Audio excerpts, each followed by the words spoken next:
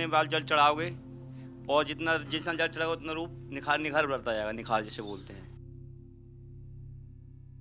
भारत की भूमि पर कई ऐसे मंदिर हैं जो अपनी अनोखी और रहस्यमयी कहानियों की वजह से आस्था का केंद्र बने हुए हैं। महादेव के कई ऐसे मंदिर हैं जो अपनी परंपराओं, रीति रिवाज और इतिहास की वजह से आज भी भक्तों को सदियों से आकर्षित करते आ रहे हैं। ऐसा ही एक शिव मंदिर उत्तर प्रदेश के अलीगढ़ में है, जिसको अचलेश्वर महादेव मंदिर के नाम से जाना जाता है।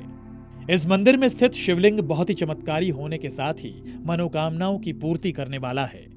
अचलेश्वर महादेव एक स्वयंभू शिवलिंग, जिसके बारे में कहा जाता है कि ग्वालियर राजघराना इनको स्थापित करने में उसकी महती भूमिका थी। और उससे बड़ी बात जो मैं आपको बताने जा रहा हूं वो है कि ये इसका जो इतिहास है वो सत्य सनातन, जैसा कि सनातन स्वरूप महादेव का है, उतना ही सनातन ये इतिहास इस अचलेश्वर महादेव का है। मंदिर जितना चमत्कारी है, इसकी स्थापना का इतिहास भी उतना ही पुराना है। अचलेश्वर महादेव की महिमा महाभारत काल से चली आ रही है, लेकिन कलयुग में स्थापना के बाद इस मंदिर में स्थापित शिवलिंग अपना अलग ही चमत्कारिक रूप दिखाता है, जो दिन में 3 बार रंग बदलता है। सुबह के वक्त गुलाबी, दोपहर में हल्का भूरा और शाम के वक्त हल्का कॉफी कलर का हो जाता है। ये विश्व के अखिल ब्रह्मांड के एकमात्र शिवलिंग हैं जो दिन में 3 बार रंग बदलते हैं। जी हाँ, बिल्कुल सही समझा आपने, सही सुना आपने। 3 बार दिन में, सुबह से, मध्याह्न में और सायंकाल 3 रूप होता है। वैज्ञानिक अभी तक शिवलिंग के रंग बदलने के रहस्य को समझ नहीं पाए हैं, लेकिन भक्त इसे भगवान शिव की लीला मानते हैं।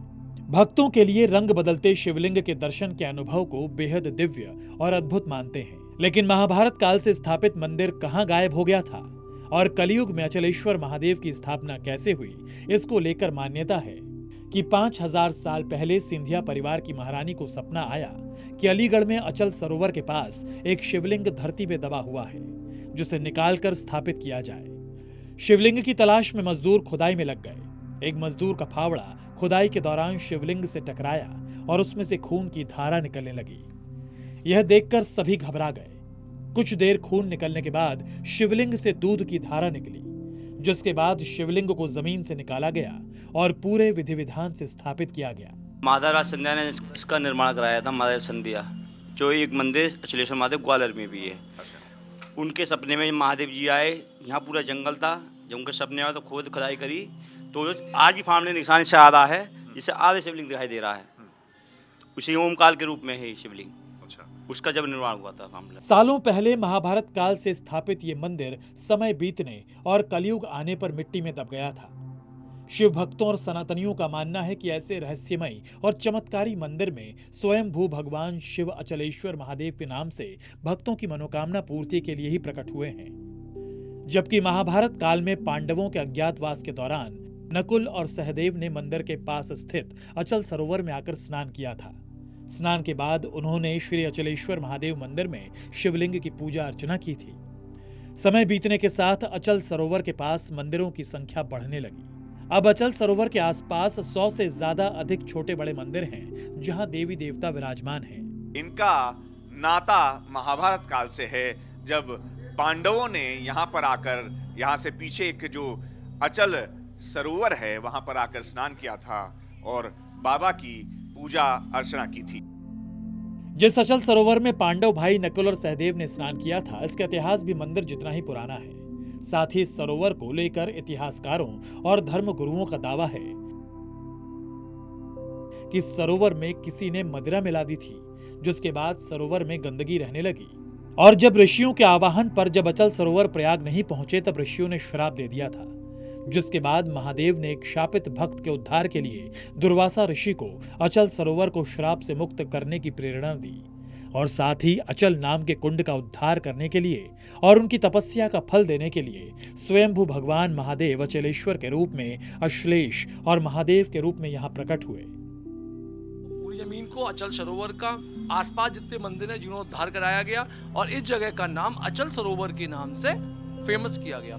अचल सरोवर के अंदर आने वाले सभी भक्तगण काफ़ी लंबे समय से, मैं तो बहुत छोटे समय से हूँ, मैं तो बहुत छोटा टाइम हुआ है मेरा, मुझसे हमारे और भी पूर्वज इस मंदिर में जुड़े रहते हैं। इस मंदिर के अंदर आने वाला हर एक दर्शनार्थी बाबा की सेवा में आता है और सेवा में आने के बाद अनन्य कोटि ब्रह्मांड नायक से जो भी मांगता है बाबा उसकी समस्त मनोकामनाओं को पूर्ण करते हैं।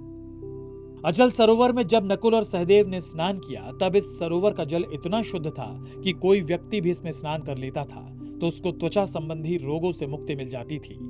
तब से लेकर अब तक इस तालाब को लेकर यही मान्यता चली आ रही है। लोग आज भी उसको उतना ही पवित्र मानते हैं जितना वो महाभारत काल में था, क्योंकि साक्षात महादेव ने इस सरोवर का उद्धार किया और इसके पास ही खुद विराजमान भी हुए।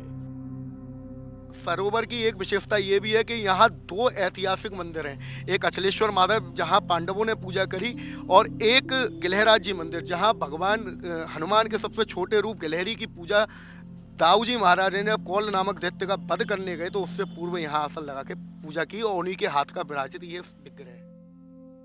मान्यताओं, इतिहास और महादेव के चमत्कारी रूप की वजह से इस मंदिर को लेकर भक्तों में अपार श्रद्धा है। कई भक्त तो अपनी आस्था के बारे में बात करते हुए भावुक हो जाते हैं। यहाँ सब कुछ बिन मांगे मिल जाता है और इतना सुकून मिलता है कि कहीं और मिल ही नहीं सकता। सारी बातें जो भी है सब इनको बोलो, ये सब सुनते हैं। सब कहते हैं भगवान जी दिखते नहीं है पर उनको फील करो, ज़रूर होते हैं, वो हर जगह होते हैं। बहुत सुकून मिलता है इनसे कि किसी कहीं और मिल ही नहीं सकता। आई लव महादेव, इतना ही कहना चाहूंगी बस। शिव भक्तों की भावुकता ऐसे ही नहीं आ रही, महादेव के चमत्कार का अनुभव ही उनको भावुक करता है। ऐसा ही एक चमत्कार अचलेश्वर महादेव के शिवलिंग और उनके अर्घे को लेकर भी है। दरअसल शिवलिंग काफी गहराई में है, जिससे उसका अर्घा काफी बड़ा हो जाता है। मान्यता और दावा है कि अगर बहुत दिनों तक बारिश ना हो रही हो तो बाबा के पूरे अर्घा को गाय के दूध से भर दिया जाता है। अर्घा पूरा भरते ही बादल उमड़ घुमड़ कर बरसने लगते हैं। सत्र ऋतु आती है तो वर्षा ऋतु के समय होता क्या है कि लोग कोई तपस्या कर रहा है, कोई किसी टाइम तपस्या कर रहा है, तो उस समय होता क्या है कि लोगों को बड़ी आस्था होती है कि बारिश पड़े पर उस कंडीशन में कभी कोई बारिश नहीं होती है। तो उस कंडीशन में ये बहुत प्रैक्टिकली है साहब, आप कभी भी आइए, आस्था, और ये नहीं अगर इस बात पे भरोसा है तो भोले बाबा यहाँ साक्षात सुन रहे हैं, आप ये करके देखिए, उस दिन आपको अलग से ही अनुभव महसूस हो जाएगा। अनुभव क्या, साक्षात वो उस दिन बारिश होगी साहब। अचलेश्वर महादेव के चमत्कार की बात करने लग जाएं तो चमत्कारी कहानियां खत्म ही नहीं होती। श्रद्धालु तो अपने जीवन का सर्वस्व महादेव को अर्पित करते हैं। घर में कोई उत्सव हो या फिर कोई नई चीज खरीदी जाए, पहला अर्पण बाबा अचलेश्वर के सामने ही होता है। यहाँ पर सच में ऐसा लगता है यहाँ पे आने के बाद कि यहाँ पे भोलेनाथ है। और आज मैंने गाड़ी भी ली है तो मैं बाबा भोले के पास चाबी रखने आ रही हूँ। ये कौन सी गाड़ी ली आपने? जी, ये मैंने इलेक्ट्रिक व्हीकल ली है। अच्छा, बहुत टाइम से लेने की कोशिश कर रही थी मैं, लेकिन आज प्रभु की कृपा से अचानक से सुबह प्लान बनाया और मैं शाम में आ गई हूँ। तो आज मैं सबसे पहले गाड़ी दुकान से खरीदी और मैं बाबा के पास रखने आ रही हूँ। अभी अपने घर पर भी नहीं गई। कई भक्त तो ऐसे भी हैं जो बिना अचलेश्वर महादेव का दर्शन किए खाना भी नहीं खाते। कुछ तो ऐसे भी हैं जो हर दिन महादेव की कृपा पाना चाहते हैं। डेली आता हूँ, मतलब मैं अलीगढ़ में मौजूद हूँ, चाहे रात का मुझको 12 बज जाए। मतलब कि पहले तो मंदिर जो है काफ़ी लेट तक खुलता था, रात को 2 बजे तक खुलता था, चाहे कितना भी बज जाए, लेकिन एक बार आना जरूर है। जैसा कि कोविड काल भी रहा था तो मैं बाबा की चौखट को छू के जाता था। देवों के देव महादेव की अपार कृपा से अलीगढ़ का अचलेश्वर महादेव मंदिर सदियों से भक्तों की आस्था का प्रमुख केंद्र बना हुआ है।